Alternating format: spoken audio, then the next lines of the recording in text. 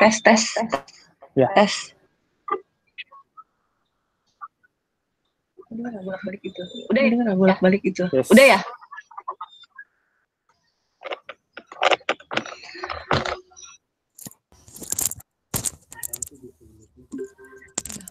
Mulai lagi ya, Mas? Siap, Atau boleh. gimana?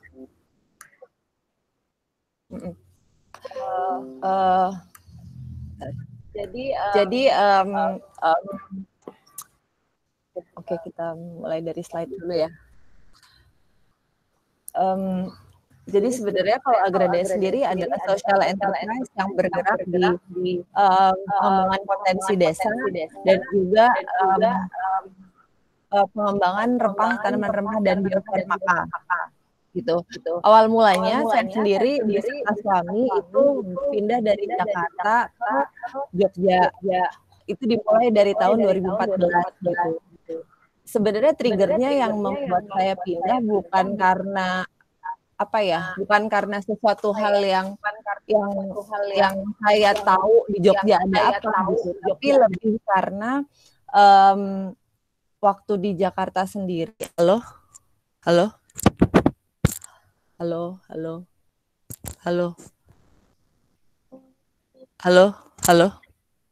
Lanjut Mbak, kedengeran. Normal Mbak.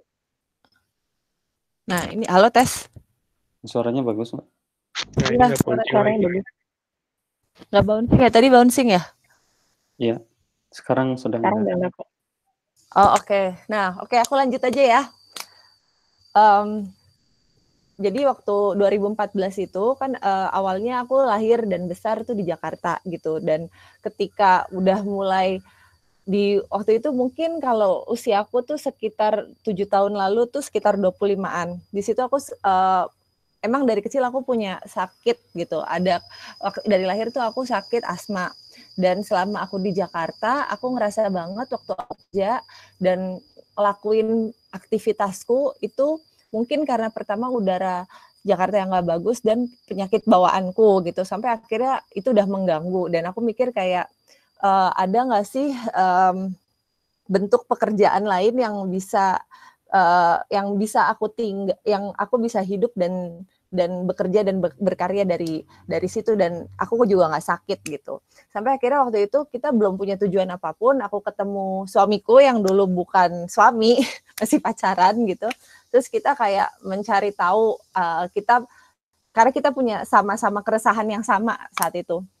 Keresahan yang sama bahwa kalau begini terus dan ngerasa aku waktu itu sakit gitu kan, there's no point of life gitu kan.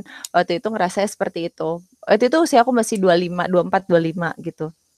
Nah, sambil berjalan akhirnya waktu itu sempat kita cukup traveling ke Jawa, Bali, naik mobil gitu, nyetir sendiri. Kita ketemu orang-orang yang menurut kami punya inspirasi akan kehidupannya, lingkungan sekitarnya, sama pekerjaannya gitu. Itu which is our dream banget gitu.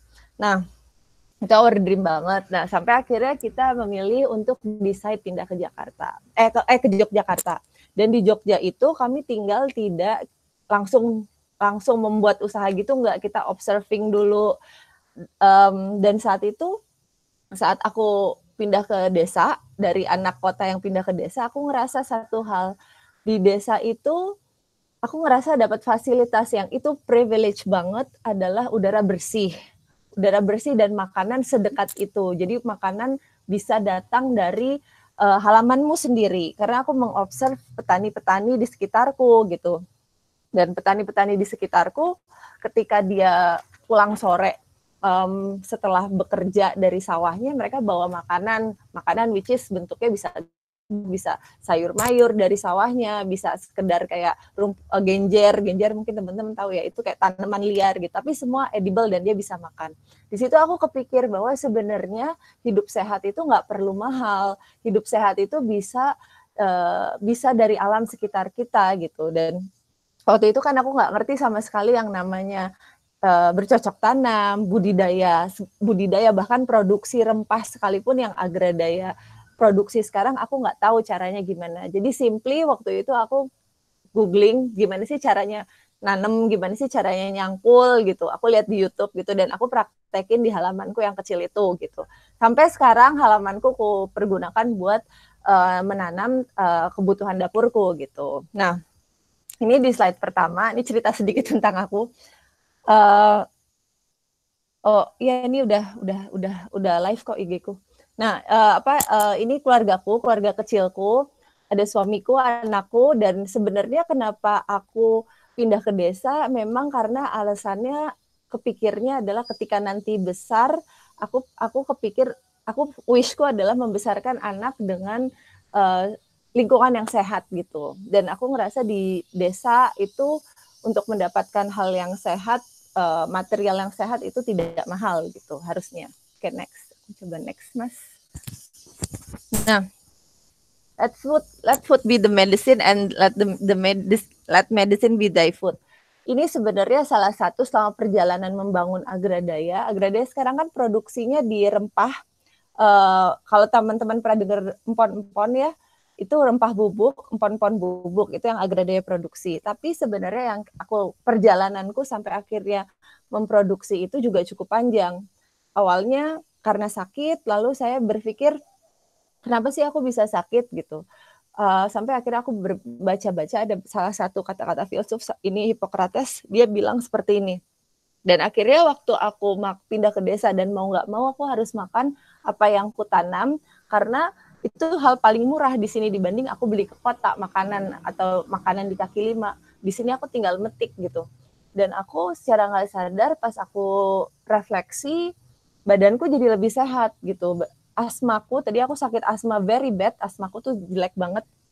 Itu tuh asmaku tuh bisa kambuh kayak setiap hari waktu dulu gitu, dan aku coba mengatasinya dengan olahraga kayak yoga segala macam, yoga seminggu 3 kali, doesn't work anyway gitu, hanya mengurangi dikit-dikit. Tapi ketika aku pindah ke desa, udara tinggal di sini bagus, terus aku makan juga lebih baik gitu, sampai sekarang asmaku nggak kambuh lagi gitu. Itu kalau personal experience-ku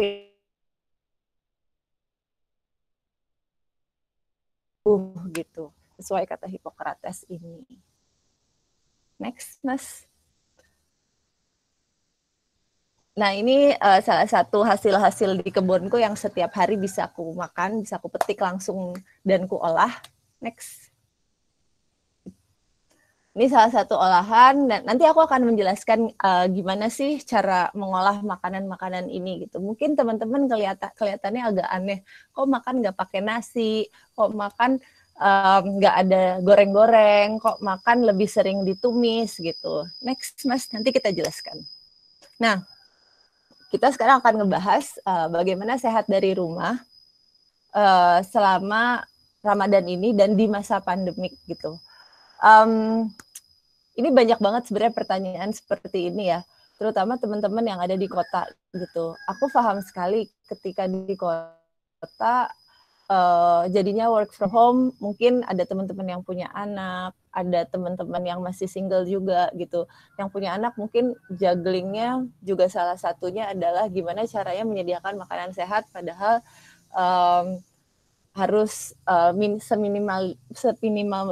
seminimum mungkin keluar rumah, atau anak-anaknya school from home, itu juga salah satu stres sendiri gitu buat ibu-ibu kan. Aku menyadari sih bahwa aku saat ini memang aku tinggal di desa gitu, tapi keluargaku di kota gitu, di Jakarta, dan nggak gampang memang kondisi seperti ini gitu. Nah, ada yang bilang katanya sehat itu harus, banyak teman-teman yang bilang kan tapi makanan sehat kalau di kota tuh mahal, terus ribet, susah dilakuin gitu. Nah, aku akan coba bahas di sharing kali ini gitu. Semoga teman-teman bisa bisa terinspirasi, ya nggak inspirasi lah, maksudnya bisa ikutan gitu. Aku seneng banget kalau ada yang terus tiba-tiba mau nyobain gitu, karena memang sesuatu tuh nggak mudah sih, cuman semoga ini bisa mengajak teman-teman lah gitu. Next. Nah, aku berdasarkan experience-ku ya, bagaimana sih convert ke makanan yang bisa dibilang lebih sehat, lebih baik buat badan. Aku nggak bilang sehat sih, karena kadar sehat orang-orang jatuhnya kan beda tiap orang.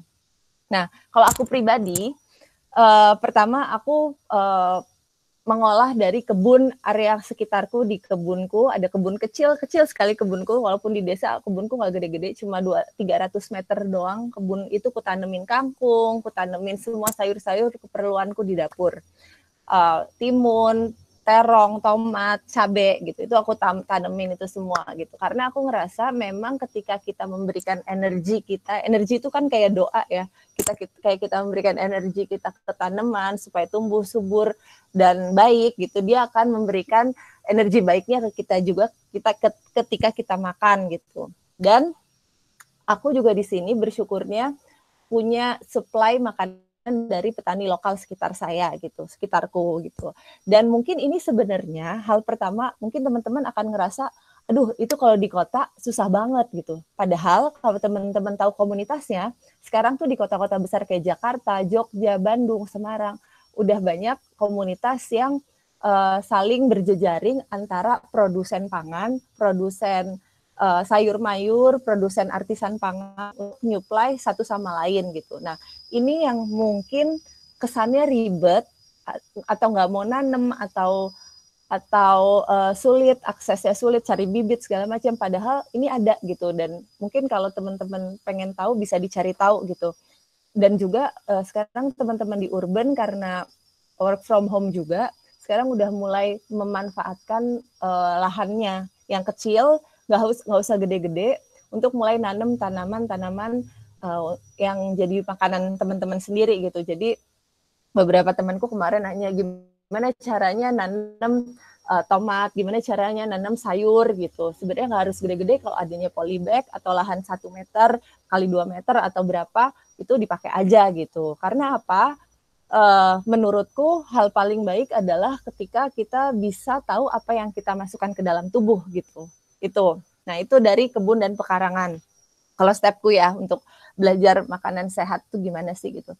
Terus coba olah sendiri. Aku tahu nggak semua orang tuh suka masak, tapi ketika kita bisa mengulik sebuah makanan, apalagi sekarang katanya work from home, terus jadi banyak waktu longgar.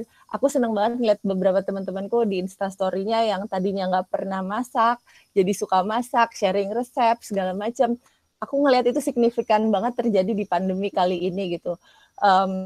Karena pada dasarnya makanan sehat itu nggak harus yang mahal, tapi kita tahu apa yang kita masukin, apa yang kita campur ke dalam sebuah piring kita, ke dalam piring kita, dan kita masukin ke badan gitu. Dan yang terakhir adalah home remedy. Sebenarnya bukan home remedy sih, sebenarnya kayak suplemen.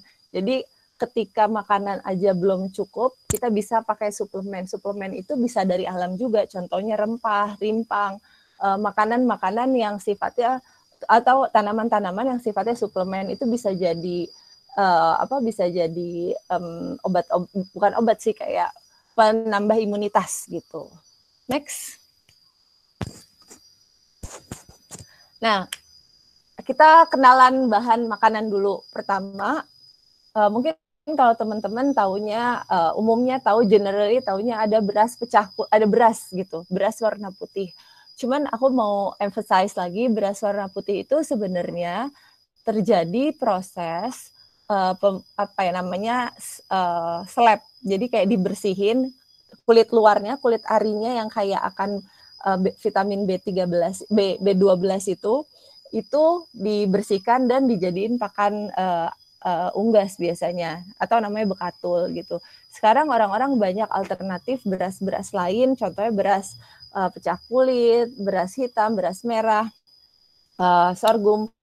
Sorghum kalau teman-teman pernah dengar, itu sebenarnya adalah salah satu grains-nya Indonesia, tapi memang orang sekarang lebih karena kebanyakan yang mengkonsumsi beras putih, sorghum ini agak ditinggalkan dan malah jadi pakan unggas gitu. Padahal vitaminnya tinggi sekali gitu. Ubi, jagung, labu ini contoh-contoh karbohidrat.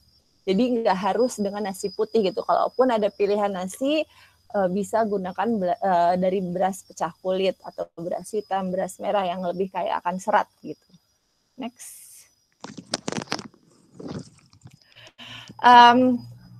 Protein bisa dari hewan, bisa dari nabati ya, bisa dari tumbuhan gitu. Kalau hewan teman-teman udah tahu ada daging segala macam, ikan, telur ayam dan ikan laut gitu. Protein nabati bisa dari kacang-kacangan dan macam-macam juga kacang-kacangannya gitu. Next.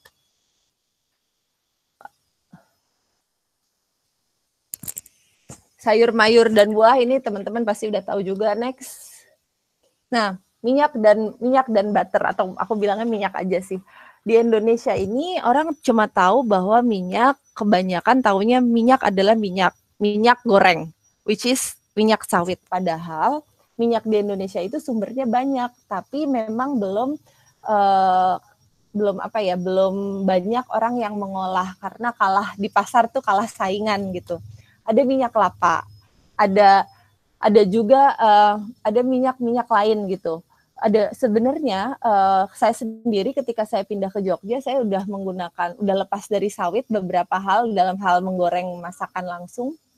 Saya convert ke minyak kelapa. Kenapa? Karena minyak kelapa itu lebih murah. Nggak lebih murah sih, sama. Tapi kalau buat masak lebih gurih, buat goreng-goreng juga lebih enak, dan ketika kita goreng dia titik saturasinya lebih tinggi daripada minyak sawit, jadi nggak cepat pecah. Nggak, kalau dari segi kesehatan istilahnya lebih sehat karena nggak cepat terjadi lemak jenuh di badan gitu. Kalau kebukti kalau teman-teman goreng tempe misal, itu tuh kalau pakai minyak sawit langsung coklat sekali 2 kali, tapi kalau misalnya pakai minyak kelapa dia nggak secepat itu gitu setelah berkali-kali penggorengan kalau pakai minyak kelapa gitu. Jadi aku sendiri sebenarnya sudah mengganti minyak sawit menjadi minyak kelapa gitu. Silakan teman-teman coba karena menurutku ini harus dilakukan dari sekarang karena efeknya buat lingkungan juga ya. Karena kita tahu deforestation di Indonesia itu tinggi sekali karena demand minyak sawit ini sangat tinggi gitu. Terus ada juga sunflower, ini dari biji bunga matahari, dan kakao butter itu dari coklat gitu. Ini kakao butter itu diproduksi Indonesia ada, tapi memang nggak banyak, jadi harganya masih tinggi. Sunflower juga harusnya Indonesia bisa, tapi belum banyak juga. Gitu. Next. Nah, ini salah satu lemak yang baik, bisa diambil, bisa teman-teman ambil dari tanaman-tanaman, itu dari minyak alpukat. Lemak alpukat. Jadi kalau teman makan alpukat tuh salah satunya si biji itu bisa jadi minyak atau avocado oil sebenarnya yang bagus buat kulit, dan dagingnya itu lemaknya bagus buat lemak tidak jenuh untuk manusia, untuk kita gitu. Next. Nah, makanan yang harus diperhatikan selain jenis makanan tadi yang udah kita perkenalkan, kita juga mengenal namanya produk fermentasi gitu. Kenapa sih produk fermentasi itu bagus buat badan?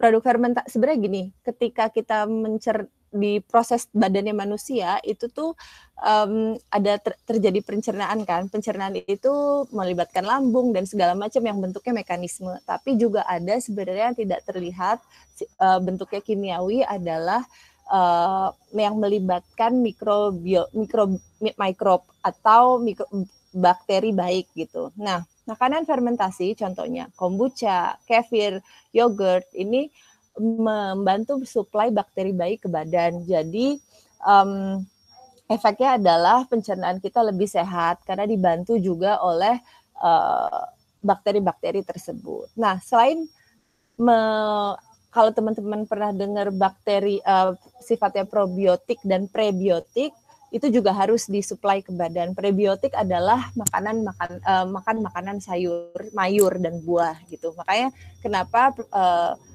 makanan fermentasi itu baik untuk badan supaya bisa menyuplai bakteri baik ke pencernaan gitu. Next. Untuk garam dan mineral ini teman-teman mungkin ini aku cerita sedikit ya. Perjalananku kenal garam dan mineral sendiri itu panjang. Aku akhirnya tuh ketika pas masih kecil emang suka masak.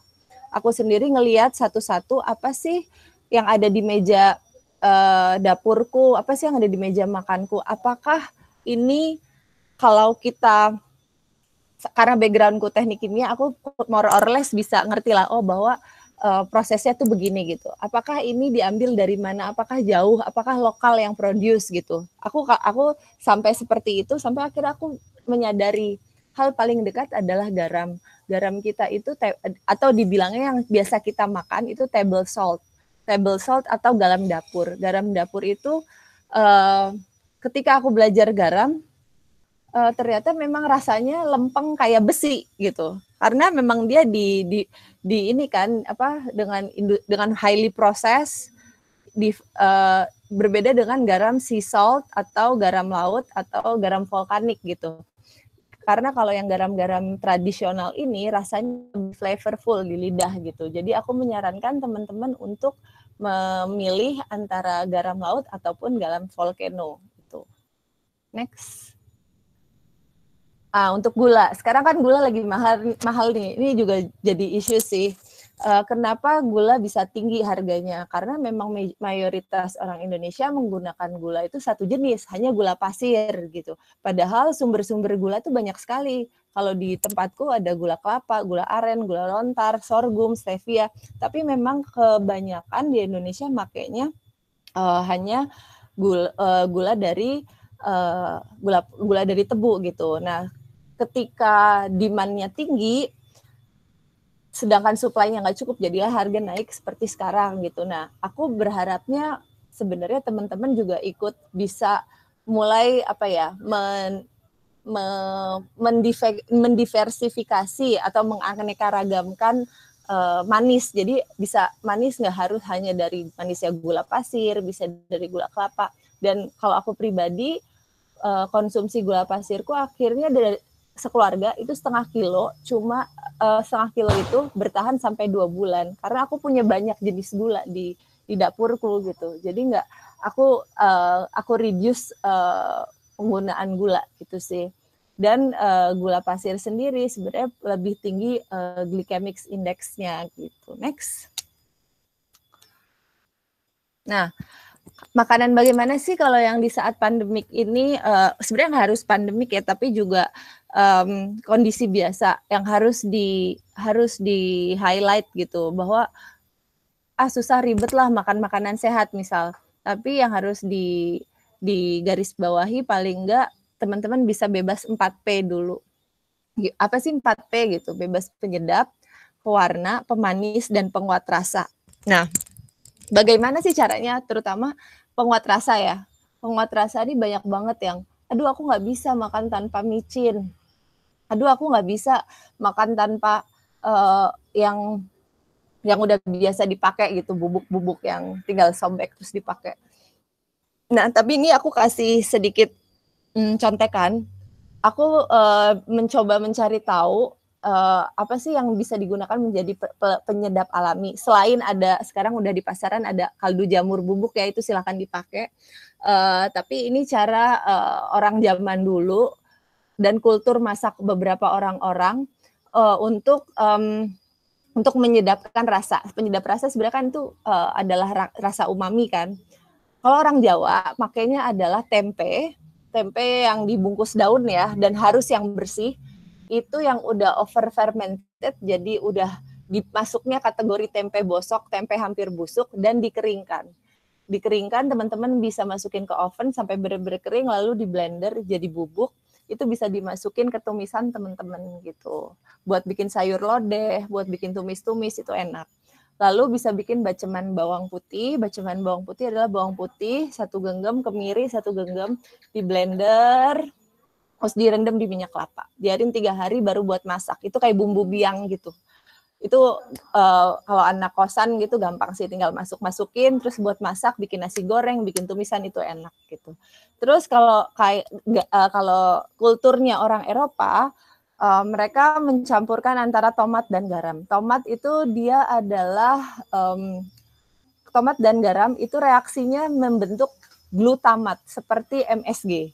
Sama-sama ikatannya glutamat. Jadi kenapa pizza itu enak, kenapa Italian sauce itu enak, karena dia sama-sama membentuk gugus glutamat gitu. Jadi teman-teman itu 3 hal tadi yang kalau mau masak enak dan cepat, bikinlah stok 1 tempe yang udah dikeringkan, terus di blender jadi bubuk tinggal masukin. 1 bikin baceman bawang putih, 1 genggam bawang, 1 genggam kemiri direndam di minyak kelapa buat numis, dan tomat dan garam gitu. Next. Nah, ini salah satu sebenarnya saya juga bukan penganut vegetarian, tapi saya memang lebih banyak makan sayur dan buah di keseharian gitu. Ini salah satu piramida proporsinya ya, pembagiannya ya. Di bawah kita lihat ada banyak, lebih dari 50% asupan kita harus sayur dan buah. Di level kedua ada beras atau grains, biji-bijian, itu bisa bentuknya bisa nasi, beras, roti gandum, dan lain-lain. Terus di level ketiga ada sayuran hijau dan ada legumes. Legumes ini kacang-kacangan. Bisa diganti juga kalau teman-teman protein tuh bisa kayak tempe, tahu gitu. Baru di atas adalah fat and oils. Fat and oils ini kalau teman-teman makan daging, porsi daging sebenarnya cuma sekecil itu, cuma 1/3 dari total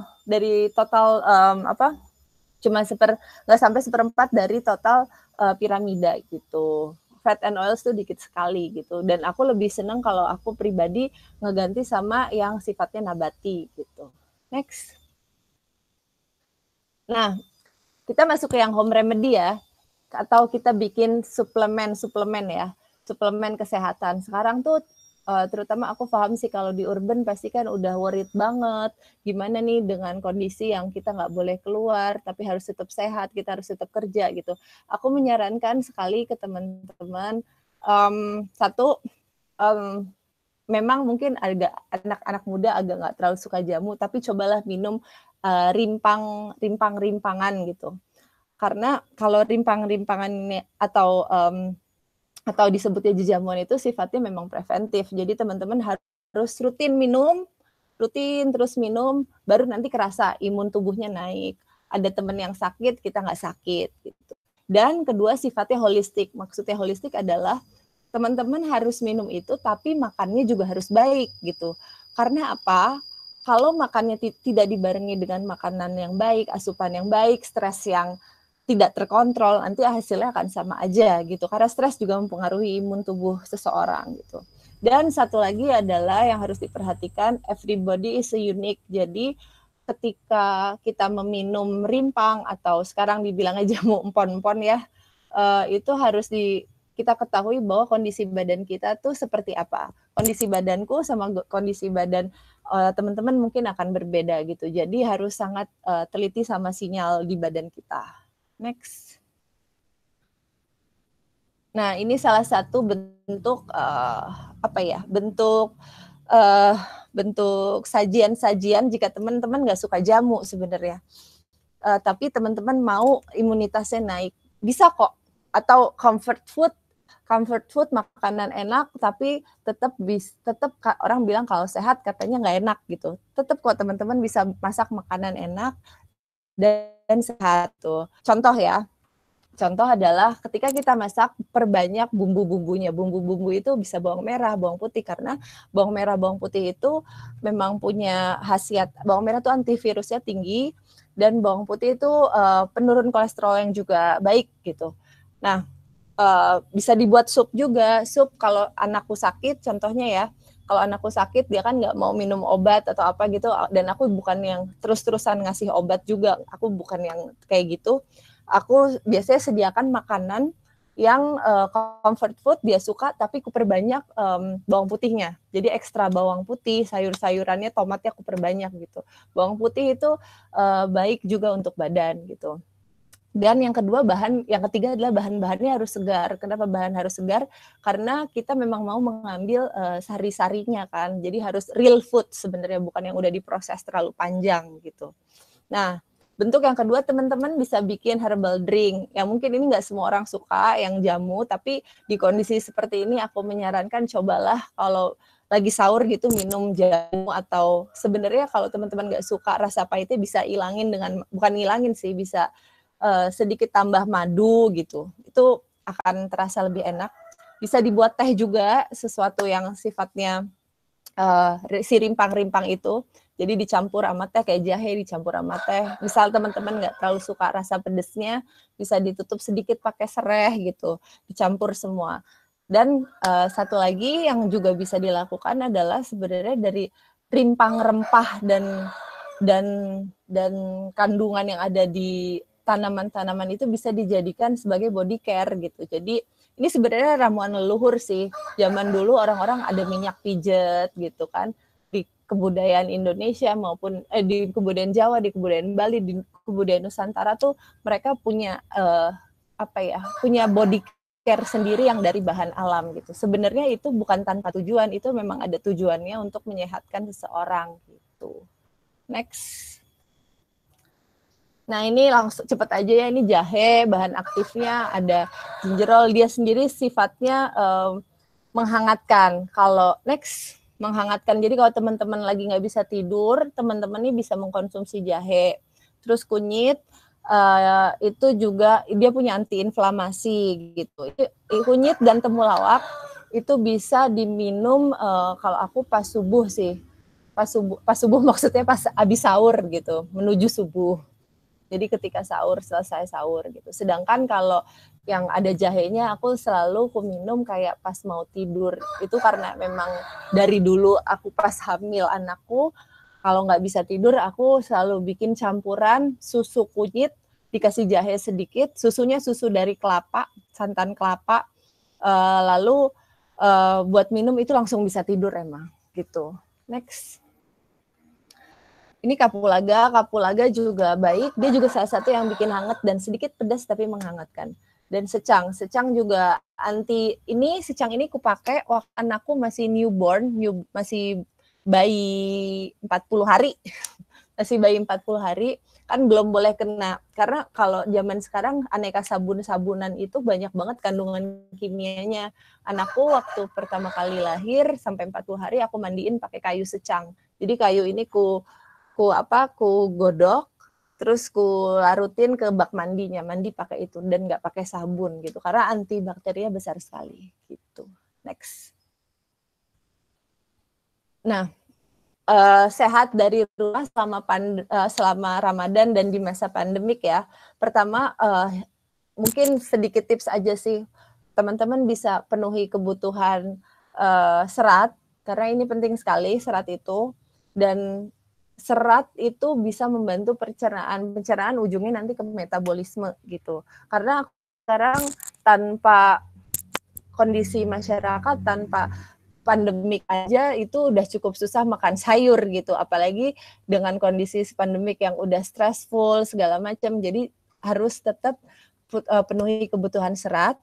Kedua, penuhi kebutuhan air. Ini saya sendiri juga PR sih. Penuhi kebutuhan air minum yang cukup ya, karena nggak semua orang tuh punya rutin minum yang baik, termasuk saya gitu. Termasuk aku tuh mungkin teman-teman pernah ngerasain juga di belakang pinggang, punggung bawah itu ngerasa sakit, itu biasanya kurang minum gitu. Nah, aku biasanya kalau udah ngerasa kayak gitu, langsung minum yang agak banyak gitu. Karena air putih itu punya banyak badan kita hampir 3/4-nya kan air gitu. Jadi hampir berapa persen tuh air, dan jangan di denial bahwa air itu tidak harus cukup di badan. Yang ketiga, konsumsi makanan utuh. Makanan utuh maksudnya adalah whole foods, real foods, makanan yang tidak diproses terlalu panjang, seperti junk food, seperti makanan kemasan. Aku tahu sekarang orang lagi susah, frozen food itu paling gampang buat ibu-ibu. Mungkin kalau ibu-ibu di rumah mau pakai frozen food nggak masalah, tapi harus tahu gimana sih si produsen itu bikin, bahan apa aja sih yang dipakai produsen tersebut, yang udah punya trustability gitu, udah percaya gitu. Jadi kita nggak perlu takut bahwa dia punya kandungan pengawet lah, apalah gitu. Jadi usahakan konsumsi makanan utuh gitu, karena makanan utuh tuh sangat berpengaruh pada kesehatan badan kita, pencernaan terutama gitu. Terus keempat, jaga kebersihan diri, terutama di zaman seperti ini jangan lupa cuci tangan terus dan ikuti protokol kesehatan dan kebersihan sih. Dan yang terakhir, istirahat yang cukup. Karena istirahat dan kelola stres ya. Istirahat cukup ini maksudnya dua hal, istirahat dan kelola stres. Karena dua hal ini bisa menurunkan imunitas kalau misalnya kita istirahat tidak cukup. Terus udah gitu kita stres sama kerjaan gitu. Kalau di tempatku sendiri, teman-teman Agradaya yang di kantor, setiap pagi aku kasih waktu buat berjemur gitu. Jadi silakan dimanfaatkan gitu, karena ada matahari yang gratis dari alam, itu harus dimanfaatkan. Karena berjemur sebenarnya juga mengaktifasi penyerapan vitamin D yang menaikkan imunitas gitu. Next. Nah, ini salah satu quote yang kusuka juga gitu. The world has enough for everyone's need, but not for everyone's greed. Aku melihatnya dari, ini terakhir ya, sebelum slide berakhir gitu, nanti ya kita masuk ke Q&A. Aku melihatnya sesuatu yang sehat itu baik, tapi batasnya adalah cukup gitu. Kalau dia sudah dikonsumsi berlebihan, itu juga jadi nggak baik. Sama seperti kondisi sekarang gitu, maksudnya kondisi alam nih, kalau aku lihat sudah sangat amat berlebihan gitu, mengeksploiting berlebihan kondisinya gitu. Jadi ya mencari keseimbangan baru. Jadi buat teman-teman yang dapat ilmu ini silahkan diterapkan.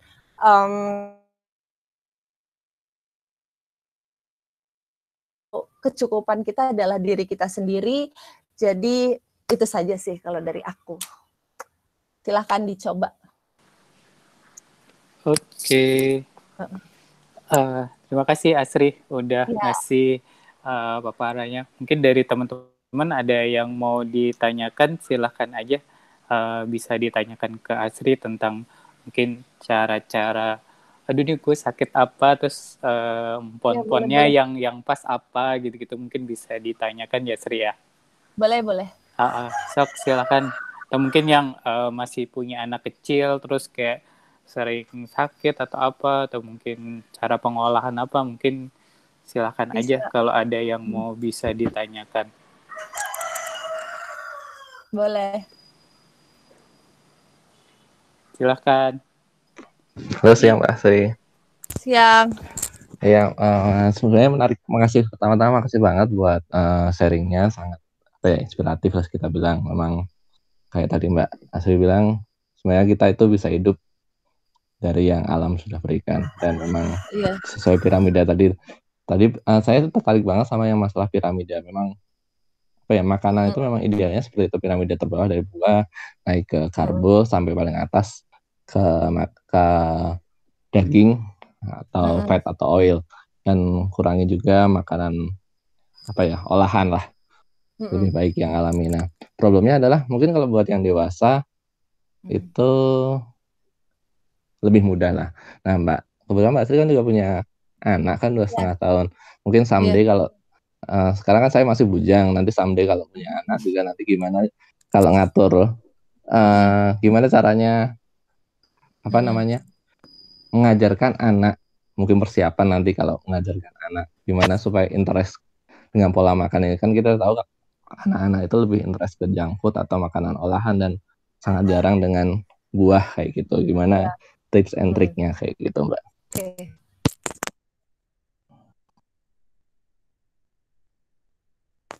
Halo. Ya, halo. Itu aja Mbak. Makasih Mbak. Oke, siap. Ini dijawab sekarang atau ngumpulin dulu Mas? Langsung aja dulu kali ya, Asri ya. Oke, boleh. Aku jawab ya. Jadi kalau aku lihat pola aku dengan anakku ya, maksudnya setiap keluarga tuh pasti berbeda caranya antara parenting satu keluarga dan nentuin menu makanan satu keluarga dengan anak keluarga lain gitu. Itu pasti beda-beda tergantung kebiasaan bapak ibunya gitu. Dan kebiasaan keluarga tersebut. Yang aku sebenarnya tidak yang kamu harus makan sayur gitu ke anakku gitu. Tapi karena aku sebagian besar makananku adalah sayur gitu.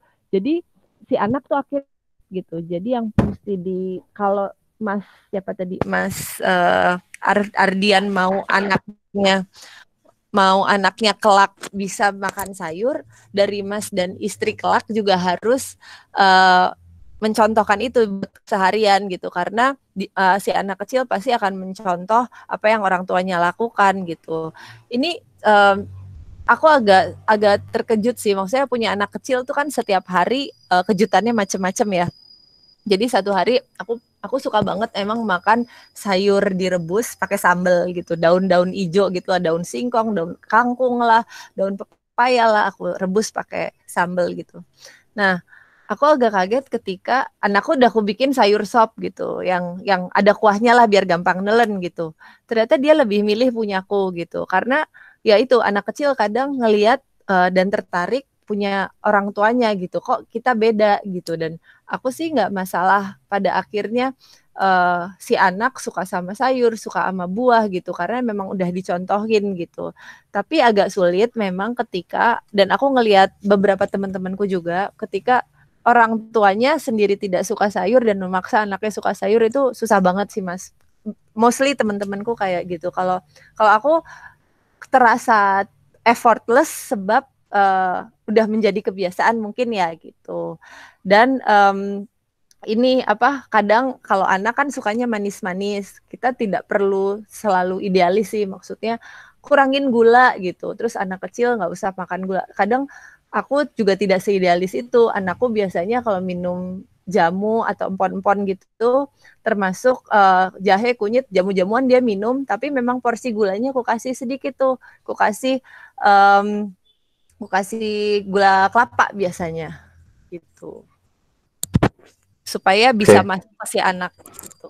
Oke, jadi intinya lebih ke kalau pengen family atau orang circle kita berubah, mulai dari kita dulu gitu ya Mbak. Betul sekali Mas, betul gitu. Ini aku sambil ngelihat di IG Live ya, kok kayaknya ada pertanyaan juga ya. Boleh Mbak Asri. Oh, ini ada yang nanya Mas, aku boleh jawab yang di IG Live ya Mas ya? Boleh. Pertanyaannya Mbak Sri, banyak yang beredar cara bikin jamu itu tempatnya khusus atau pakai apa saja, direbus atau diseduh? Terima kasih Mbak gitu. Kalau aku pribadi ya Mbak, ideally sih ya sebenarnya kalau bikin jamu yang basah kan, diparut gitu, direbus. Aku paling standar yang bisa digapai sama teman-teman kan jenis panci itu banyak banget. Aku tuh kadang kalau panci mahal-mahal yang tidak bereaksi juga susah di afford sama ibu rumah tangga kan. Aku paling enggak pakainya yang stainless sih gitu. Stainless yang itu di pasar juga banyak gitu. Minta aja panci stainless gitu. Nggak usah lah yang panci, kan kadang ada yang kayak merek-merek panci mahal yang dari apa gitu. Aku sih yang penting pakai stainless itu aja udah cukup sih. Atau malah pakai cara orang zaman dulu. Kalau ibuku pakainya tuh pakai tembikar, malah tembikar tuh apa sih, kayak dari tanah liat itu loh yang bisa ditaruh di kayu bakar gitu. Itu juga bisa gitu, pakai hal-hal panci kayak gitu. Tapi kalau teman-teman mau upgrade ke bikin jamu pakai panci yang mahal-mahal ya itu monggo, cuman aku pakai yang paling biasa, yaitu biasanya stainless aja gitu. Soalnya kan kadang kalau misalnya dari bahan lain takutnya malah ada yang kegores, kekupas masuk gitu kan, kita juga nggak tahu gitu. Itu Mbak Sita. Halo Mbak Sita. Oke Mas, di sana ada pertanyaan lagi? Masih ada nih. Oke, ada yang mau ditanyakan kah? Monggo. Nih malu-malu Asri yang di room ini Asri. Ini ada pertanyaan nih di mana, di Insta Story, Insta IG. Aku jawab dulu ya Mas ya. Boleh. Oh ini pertanyaannya gini, Mbak Asri tadi nanti di save nggak? Aku save deh nanti. Tadi ada 3 penyedap alami, tempe bosok dikeringin di blender, tomat dan garam. Oh yang ketiga itu tuh bisa pakai aku bilangnya baceman bawang putih. Jadi bawang putih segenggam, terus kemiri segenggam. Terus kalau teman-teman capek ngulek bisa pakai blender aja, dikasih minyak kelapa direndam gitu. Terus dibiarin dulu selama 2-3 hari, terus itu diambil, kalau udah 2-3 hari di kulkas ya, diambil, dicolek, buat bumbu biang pas numis sayuran, pas numis makan makanan, itu enak banget gitu. Silahkan dicoba. Oke. Sudah, Mas? Oke, ada lagi nih yang mau ditanyakan dari teman-teman yang di room sini? Mbak Juli? Ada yang mau ditanyakan? Ya, sebentar Asri. Ini agak malu-malu nih, Asri. Ya, tidak apa-apa. Oke. Oke.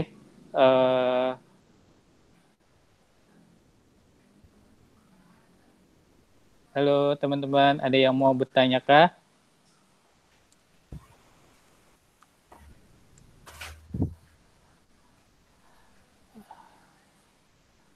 Asri, kalau misalkan aku aja deh yang tanya, kan maksudnya kalau di urban gitu kan mungkin space itu kan jadi kendala kan ya kalau kita buat tanam-tanaman gitu kan.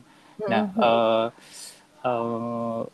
sedangkan Asri tadi sempat mention kan kayak dari pakai polybag dan segala macam gitu. Nah, yang mudah gitu maksudnya untuk kita yang pemula kan kadang kan ada yang ribet harus disemai dulu terus dipindahkan gitu-gitu kan. Nah, itu apa aja sih Asri maksudnya yang tanaman ya tanaman mungkin yang kita di urban gitu yang pemula bisa sedikit-sedikit mulailah gitu mungkin. Iya. Sebenarnya yang paling gampang ya Mas, itu satu empon-empon itu gampang banget tumbuhnya. Kayak temulawak, kunyit, jahe itu kalau misalnya perawatannya benar itu juga gampang banget gitu. Terus ya, yang kedua kalau sayur-mayur, sayur-sayur hijau tuh agak susah buat nyemai. Tapi kalau kacang-kacangan kayak kacang panjang, terus buncis, itu tuh pare, itu tuh tapi pare nggak semua orang suka sih.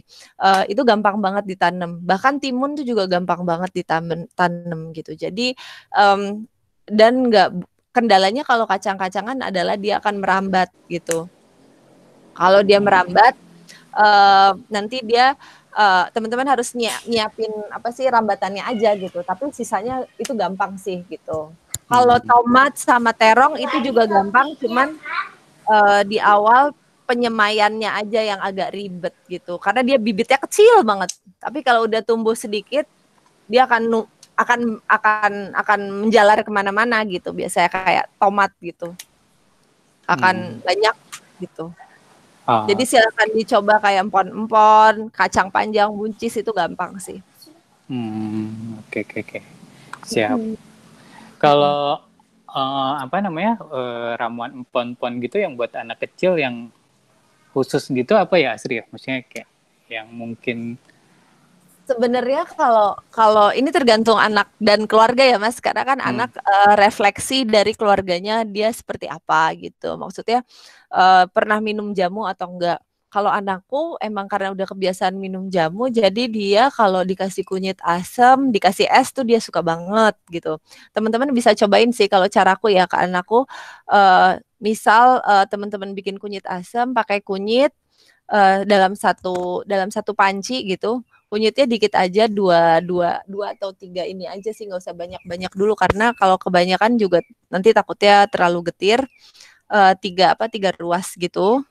Terus dikasih asam 1 sendok makan, terus dikasih gulanya bisa pakai gula kelapa gitu atau gula merah.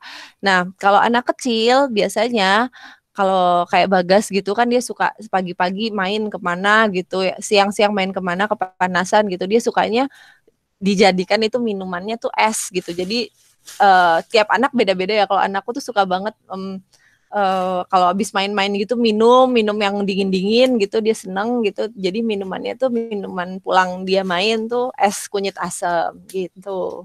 Jadi ya itu bisa hal yang paling gampang sih, maksudnya salah satu ramuan sederhana gitu, nggak ribet Jadi tinggal cemplang-cemplung aja gitu, digodok, disaring, selesai. Dan kalau anak kecil nggak apa-apa sih menurut kita juga, yang gede juga nggak apa-apa pakai gula. Maksudnya jangan terlalu idealis nggak pakai gula gitu. Yang penting bisa masuk dulu, itu sih.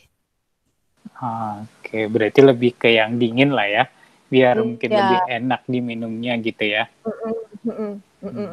Gitu. Oke, Mbak yang Astrid, lain, Yus, Ya, Nisa ya. usia Mbak berapa sih anak kecil boleh minum pon-pon? anak kecil boleh minum pon-pon ya sebenarnya. Kalau anakku ya Mbak, itu yang anakku itu dari umur 10 bulan waktu itu pertama kali. Tapi sebenarnya kalau aku pribadi menyarankan Mbak ngelihat reaksi di badan anaknya juga gitu. Kadang anak-anak ada yang suka minum gitu, minum banyak gitu, tapi misalnya dia malamnya kenapa gitu. Tapi mostly kalau anakku tuh malah nggak kenapa-napa sih. Dia mulai dari 10 bulan gitu. Itu ramuannya apa aja tuh Mbak? Kalau anakku itu tadi Mbak, kunyit biasa diparut, terus asam Jawa dilarutin di panci sama kunyitnya, kan udah diparut semua.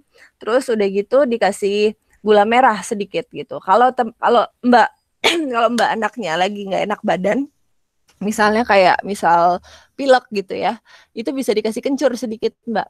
Kencur tuh dia bisa apa ya, ngeluarin lendir, ngeluarin dahak gitu. Jadi kalau misal anakku lagi batuk, aku ngasih itu sih jamunya biasanya kunyit asam doang, aku tambahin parutan kencur gitu. Tapi sedikit aja Mbak, jangan sebanyak kunyit karena kencur tuh kencang banget kan, nanti dianya malah nggak mau makan gitu, nggak mau minum maksudnya gitu.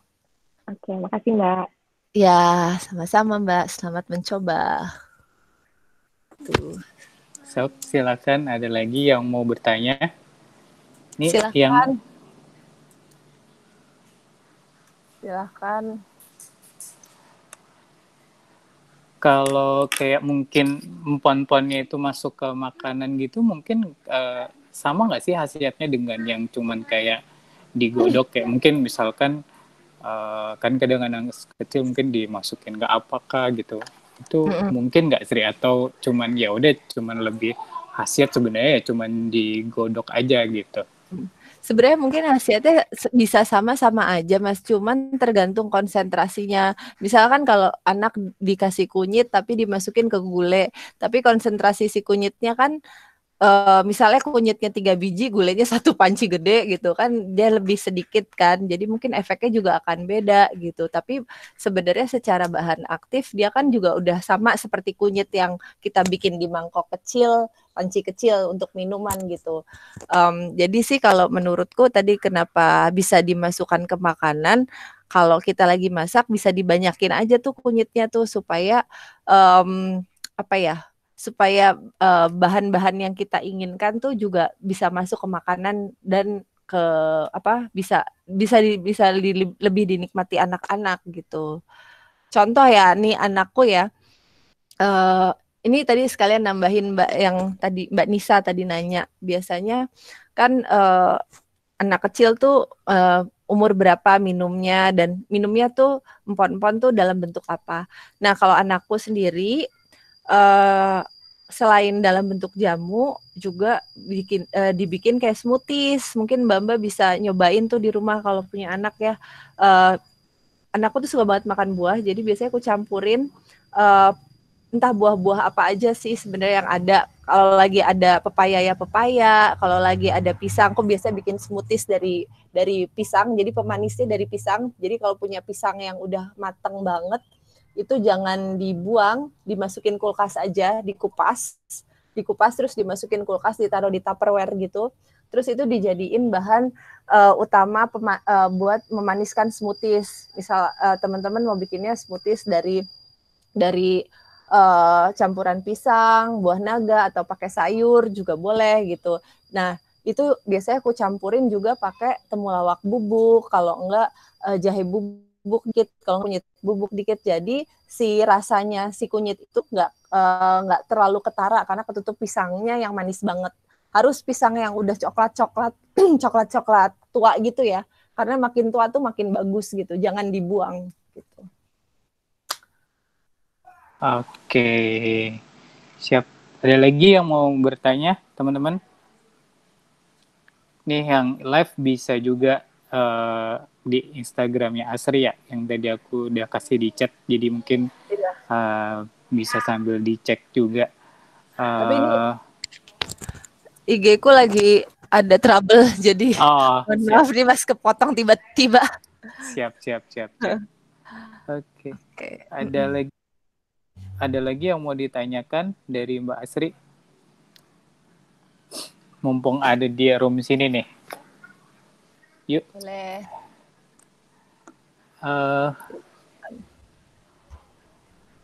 Oke. Ini sepi banget nih. Oke. Siap. Bentar. Rizka.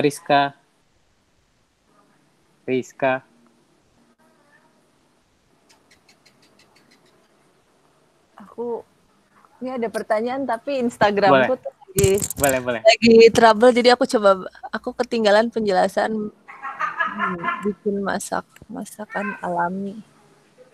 Aduh. Karena Instagramku lagi trouble, jadi nanti dulu ya Mas ya. Ini aku nggak bisa masih reconnecting terus. Siap. Gitu. Nah, kalau masakan yang gampang apa, Astri? Tadi pertanyaan masakan yang alami ya, gitu kan. Mungkin bisa share resep ke sini atau apa, teman-teman yang ada di sini pengen nyoba. Boleh Mbak, empati. Oh, empati ya. Anaknya berapa Mbak? 9 bulan. 9 bulan. Oh, lagi belajar makan ya, seru tuh.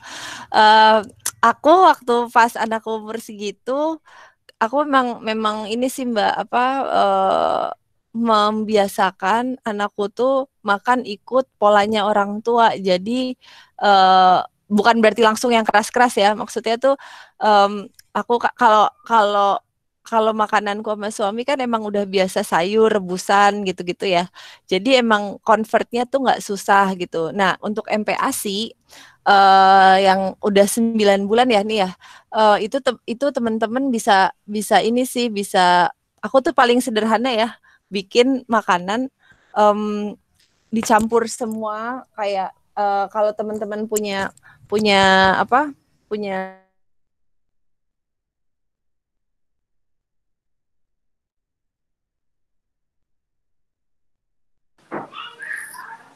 koneksi. Koneksiku jelek ya? Ya, tadi agak kepotong. Mungkin bisa sedikit diulangin sebentar. Oke. Jadi kalau untuk makanan pendamping ASI sebenarnya karbonya tuh harus karbonnya kalau aku saranin jangan nggak melulu harus nasi gitu. Anak-anak tuh aku dari kecil udah mencoba, anakku tuh bikin bubur tim, nasi tim tapi yang dibubur, tapi nasinya tuh dari beras pecah kulit. Itu awal pertama kali Bagas belajar makan makanan bentuknya udah kayak nasi dikit lah. Tadinya kan selalu bubur beras ya yang masih lembek-lembek gitu. Kalau nasi tim udah agak bentuknya agak nasi gitu. Terus aku selalu nambahin kayak selalu pakai santannya, tapi kalau untuk MPASI Mbak, karena santan tuh sebenarnya good fat, lemak yang bagus. Cuman memang pada dasarnya di Indonesia kultur masaknya tuh suka kelamaan gitu. Terus udah gitu dicampurnya pakai daging juga gitu. Jadi kenapa santan tuh dibilangnya kolesterol, padahal sebenarnya dia good fat gitu. Asal memang tidak dipanaskan kelamaan gitu. Nah, jadi kalau waktu pas masak gunakan si santan itu, terus bisa pakai kalaupun sumber karbonya tuh dari beras pecah kulit, kalau nggak beras merah. Itu Bagas udah aku ajarin udah aku masakin hal-hal kayak gitu sih Mbak dari kecil gitu. Terus pakai kaldunya kalau bisa juga kaldu ayam kampung Mbak kalau bisa gitu. Karena masih kecil juga kan, takutnya kenapa kaldu ayam kampung? Karena kalau kaldu ayam broiler itu kan hormon ya, makanannya tuh udah pelet, banyak hormon di dalamnya. Jadi ditakutkan hormon-hormon yang ada di ayam broiler itu akan menjadi residu di badan kita yang kita konsumsi gitu. Itu terus sayur direbus kayak brokoli. Sampai sekarang anakku suka banget brokoli karena emang dari kecilnya makan makanannya seperti itu, brokoli, wortel tuh dia suka banget gitu. Nah, kalau beberapa teman-teman waktu pas MPASI itu bukan kelupaan ya, kendalanya tuh sampai 1 tahun belum bisa makan makanan keras. Kalau boleh ngasih saran dikit sih Mbak, makin naik umur, makin bukan kepekatan sih, kekerasannya makin dinaikin gitu. Teksturnya ya. Iya, teksturnya dinaikin gitu. Jadi pas udah 1 tahun tuh dia udah bisa kayak makanan orang gede tapi lembek dikit gitu. Karena beberapa teman-teman ada yang sampai umur 14 bulan makanannya harus di blender karena mungkin itu bukan salah anak ya, ujung-ujungnya kan kasihan ya anaknya yang dimarahin gitu. Padahal sebenarnya karena kitanya nggak ngajak naik kelas bareng-bareng nih buat makanannya gitu. Harusnya diajak naik kelas bareng-bareng anaknya juga, dinaikin teksturnya pelan-pelan gitu.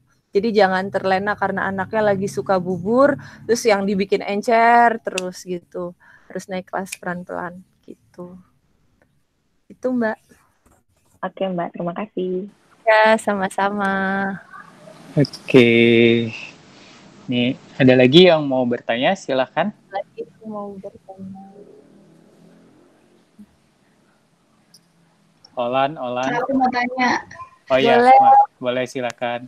Silakan. Aku mau nanya, sebenarnya healthy eating kayak gini tuh ngaruh nggak sih kalau misalkan orang mau coba diet? Maksudnya kayak apakah ada pengaruhnya sama berat badan? Terus abis itu kalau misalkan kan sekarang lagi banyak banget orang yang kayak detox gitu kan Kak. Terus kayak sebenarnya tuh detox sekarang atau Kak detox yang baik tuh gimana gitu? Apakah emang bener-bener makan sayur doang kah? Atau kayak makan buah doang dalam kurun waktu berapa lama? Kayak gitu Kak. Oke, aku coba jawab ya. Hah. Jadi kalau apakah ini ngefek ke berat badan atau enggak itu pertama ya. Terus ini kalau ngomongin diet sebenarnya aku tuh agak hati-hati sih karena buat beberapa orang diet ini tuh kayak punya mazhab sendiri-sendiri gitu loh, kayak aliran agama gitu, kayak mereka oh kamu vegan, oh kamu vegetarian, terus kayak oh kamu diet ini ya gitu. Tapi yang jelas kalau menurutku ya, aku tidak menganggap ini sebuah diet gitu. Ini aku menganggapnya ini adalah memang bukan keharusan kayak normally manusia tuh makan seperti ini gitu karena gigi taring kita cuma 2, terus cuma 2 di atas dan 2 di bawah gitu. Terus yang lain taring kan gunanya mengoyak daging ya. Jadi sebenarnya kita harusnya sisa gigi kita bukan taring gitu. Normally kita harusnya bisa kayak mungkin harusnya makan makanan yang sayur yang plant based gitu. Nah, apakah ngefek di badan atau enggak? Ini tergantung lagi ke badannya teman-teman. Kalau di aku bukan vegetarian atau vegan, tapi suamiku vegetarian dan dulunya vegan. Makanan kita sama, satu rumah tuh makanan kita sama gitu. Kecuali kalau aku lagi mau bikin telur, dia nggak makan telur gitu. Tapi normally sama, semua beans-nya sama, kacang-kacangannya sama, semuanya sama gitu. Karbonya sama. Nah, di suamiku dan di aku itu bisa beda hasilnya. Kalau aku ikutan caranya dia, nggak makan sama sekali hewan, nggak makan sama sekali telur, susu, keju dan lain-lain. HB-ku itu jeblok turun abis gitu. Dan aku sempat ke dokter. Dan dokterku memang nggak menyarankan kalau aku vegetarian atau vegan, aku harus tetap makan makanan seperti daging merah, keju, susu gitu. Nah, tekanan darahku itu rendah banget. Aku nggak tahu, mungkin karena perempuan juga ya. Perempuan kan cenderung kita punya siklus menstruasi gitu, yang dimana kita ngeluarin darah segala macam gitu. Jadi HB-ku juga selalu rendah saat itu. Solusinya adalah aku tetap harus makan daging, tetap harus makan dairy products, tapi make sure bahwa daging dan dairy products-nya itu yang bagus gitu. Jangan yang udah diproses tinggi. Biasanya aku ngambil dari susu, misalnya susu dari produsen yang emang trustable lah gitu. Itu. Terus aku juga akhirnya makan daun kelor. Daun kelor tuh aku makan banyak banget sama kale. Kale tuh sampai aku bikin kayak kale chips karena HB ku selalu jeblok gitu. HB-ku selalu turun. Nah, beda tapi sama suamiku kalau misalnya makan daging terlalu banyak dan dairy produk terlalu banyak, dia bloated tuh kayak kembung perutnya, terus kayak ke toiletnya tuh susah gitu. Nah, efeknya tuh banyak banget. Dan kalau dia makan kalau dia makan sesuatu yang sifatnya kayak overcook, kayak goreng-goreng terlalu banyak, dia langsung pusing gitu. Jadi memang tensi dia lebih tinggi, jauh lebih tinggi di atas aku gitu. Jadi tiap orang punya reaksi yang berbeda dari jenis konsumsi yang seperti ini, yang kebanyakan sermayun buah gitu. Jadi harus dilihat juga kondisi badan teman-teman sendiri gitu. Terus tadi pertanyaan kedua apa ya? Aduh, aku lupa. Itu Kak tadi tentang detox. Oh, tentang detox ya? Detox, jus dan lain-lain. Iya, sekarang lagi banyak ya yang detox. Cuman gini, kalau menurutku pribadi ya, maksudnya silahkan teman-teman cari literatur sendiri juga gitu. Detox tuh kalau menurutku memang diperlukan, tapi memang caranya harus harus aku sih menjauhi cara-cara yang sifatnya kimiawi. Maksudnya gini, ada yang bilang katanya harus detox bisa pakai pil apa. Aku jelas tidak pro yang itu, tapi kalau yang sifatnya pakai probiotik, pakai kombucha juga katanya salah satu cara untuk mendetoks badan gitu. Kalau teman-teman minum kombucha atau minum minuman fermentasi, aku menyarankan teman-teman cek kondisi badannya, karena habis itu pasti ada reaksi di badan. Kayak misalnya minum kombucha, kalau di ibuku selalu ke toilet gitu. Sampai akhirnya dia ke toilet dan dia tuh ngerasa kok badanku jadi lebih enak. Ke toilet bukan buat buang air besar, tapi untuk pipis doang. Gitu. Terus akhirnya dia tapi tidurnya ngerasa lebih enak, bangunnya lebih enak gitu. Mungkin itu juga yang disebut detox beberapa orang tuh kayak gitu.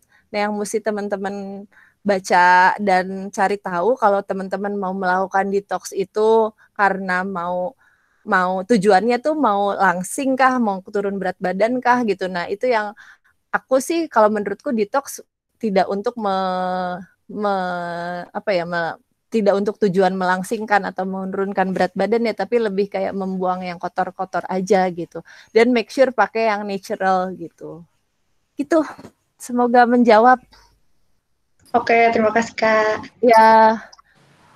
Oke, yang lain ada yang mau ditanyakan kah? Monggo. Ya, siapa yang mau nanya silakan.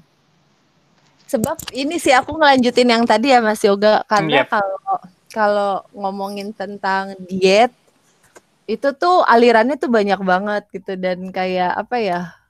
Karena aku sendiri sebenarnya tidak diet, tapi memang lebih aku melakukan pola makan ini lebih karena kalau ditanya kamu vegetarian atau vegan, enggak, aku akan jawab dua-duanya enggak, karena memang tidak, tapi lebih kayak concern pada lingkungan aja gitu. Karena kan kalau teman-teman ketahuin bahwa dari peternakan, dari produksi susu itu emisi gasnya tuh tinggi sekali dan alam kita sebenarnya suffering gitu. Kalau aku lebih karena itu sih kenapa jatuhnya jadi kesannya kayak plant based diet, padahal sebenarnya juga nggak diet untuk mengecilkan badan atau menurunkan berat, bukan itu gitu. Tapi lebih kayak concern lingkungan gitu.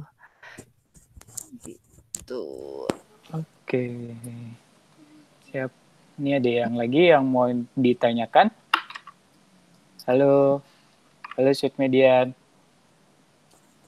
Halo. Pada malu-malu Asri. Santai. Oke. Asri mungkin bisa boleh di-share emailnya kah? Nanti misalkan ada yang bertanya di sini, nanti malu nih tanya di sini terus tiba-tiba mau email ke Asri, boleh lah ya? Boleh. Ini aku taruh di chat aja. Chat aja ya. Boleh.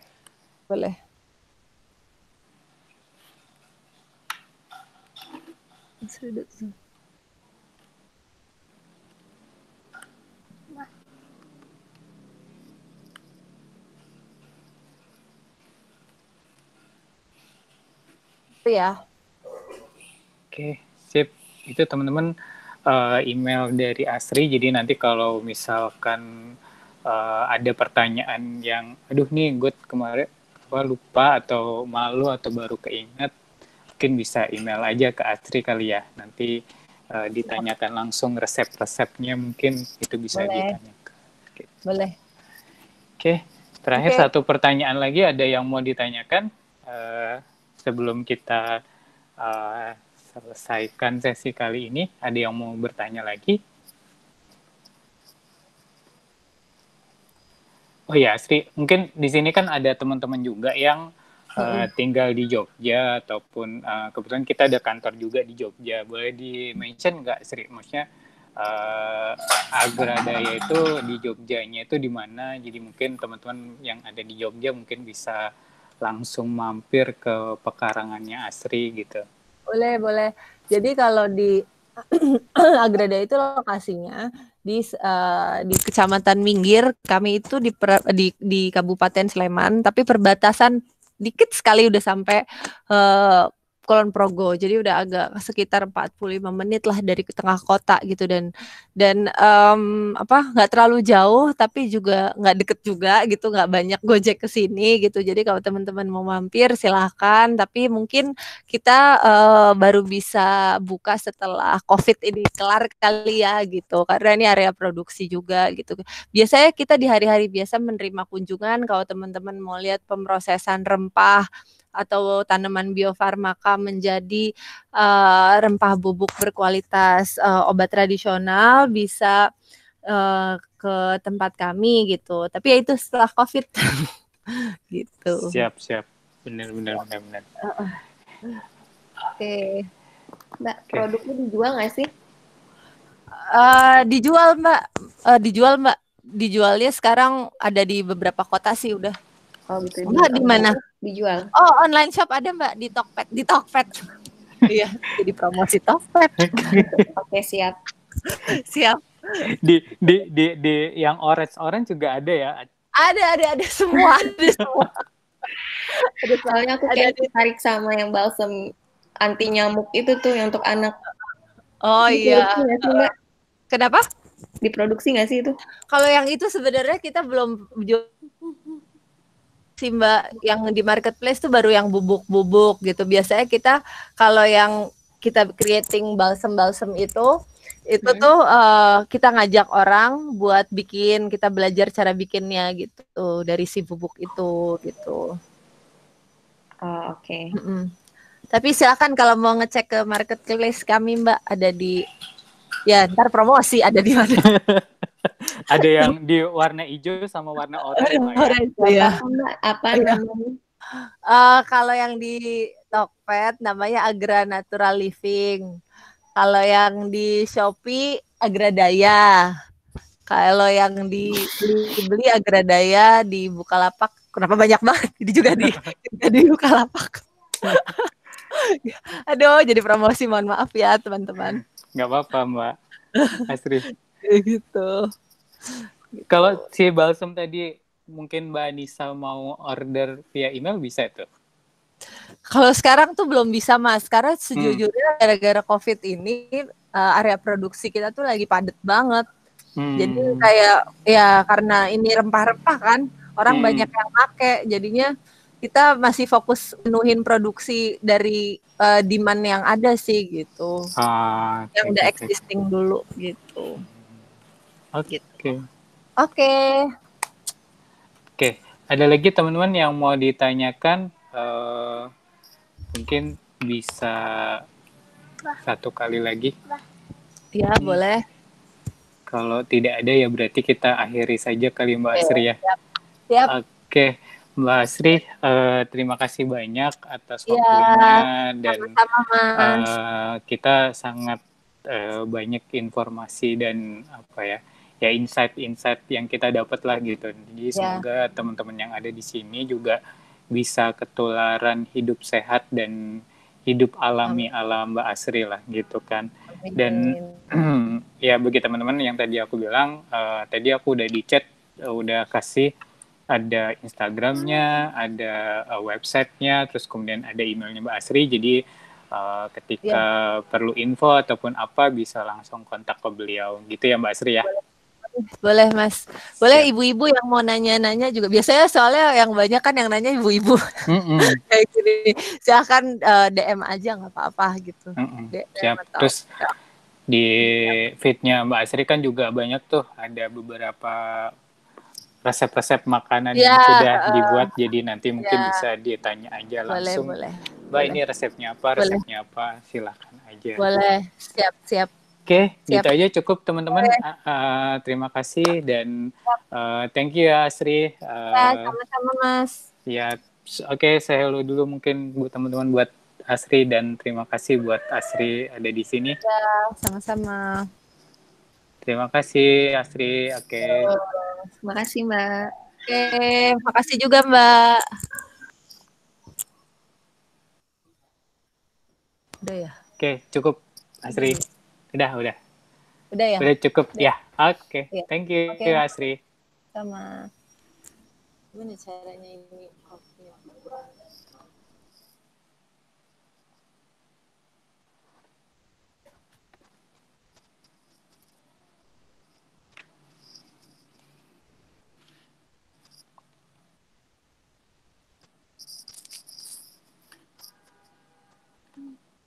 Udahan aku belum sih. Udah, tapi mau meeting lagi. Itu siapa, Pak? Entek. Mama,